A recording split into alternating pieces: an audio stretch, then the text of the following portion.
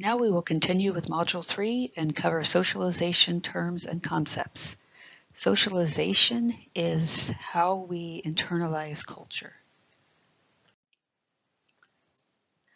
Socialization is that process of learning to participate in group life through the acquisition of culture. It's a lifelong process from even before you are born until the moment of death. You lived inside of a culture, and as you grow and as that culture changes, your socialization processes remain. This is kind of in contrast to a personality, which is the idea that a relatively organized complex of attitudes, beliefs, values, and behaviors are associated with the individual. We are more looking in socialization, psychology calls that end product personality. Sociology calls that end product the self.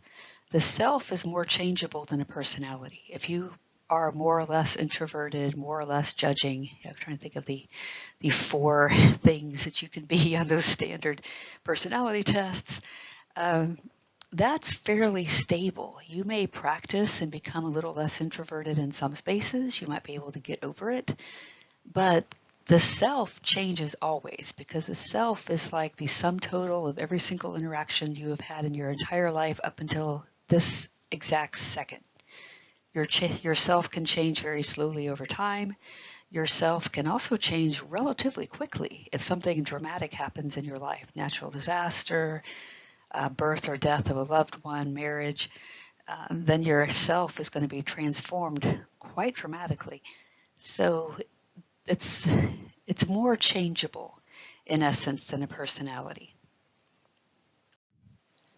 Deprivation studies seek to answer the question of nature versus nurture. Do you have to be around people in order to become a person? Do you have to have somebody interacting with you in order to become what we would think of as a human person?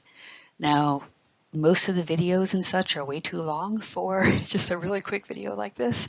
So if you have time, go on YouTube and just search feral children, feral, F-E-R-A-L, children, and you'll be surprised. You'll go down a rabbit hole and you'll spend about 4 hours probably. So maybe don't do that. Wait until you finish this thing, do some studying, and then go down that feral children rabbit hole. But that's kind of the argument that they're making, that nature is important, but nurture is more important. You cannot be human unless you are surrounded by humans and grow up with humans and you're interacted with by humans. So we always go back to the 3 theoretical perspectives: functionalism, conflict theory, symbolic interactionism.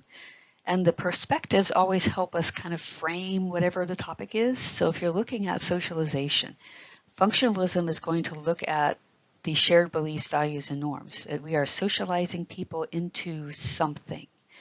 What is that something? When we looked at postmodernism, we looked at the fractioning, or is that good? Maybe that's a good word.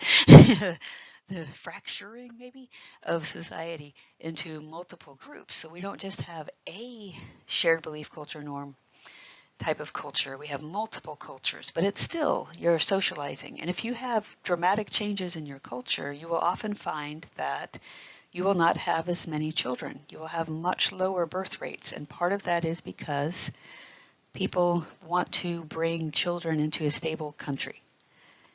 If it's not a stable country, then what are you socializing them into?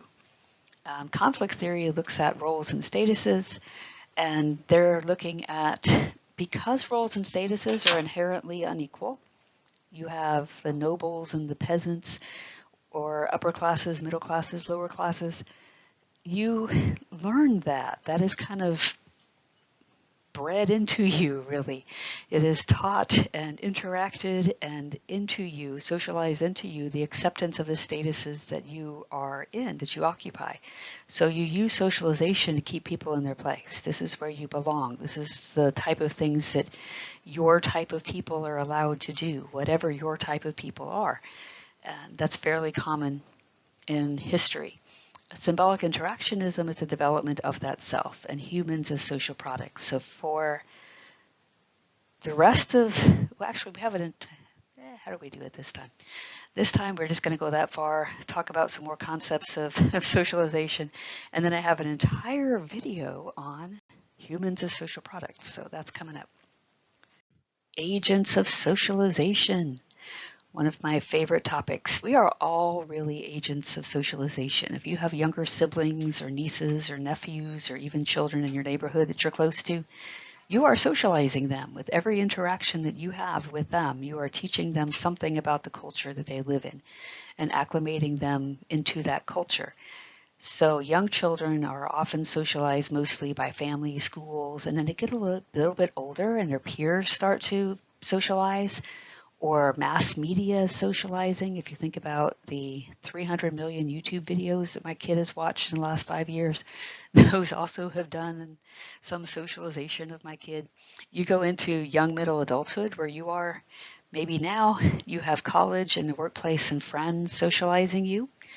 And late adulthood, you run out of people to socialize you. I mean, your family still socializes you. You you get socialized by your children, you get socialized by your grandchildren, you get to be the old fuddy-duddy that they show how to use all the new technology. But it doesn't end. The agents of socialization are always there. They are always socializing you. You do not stop transforming.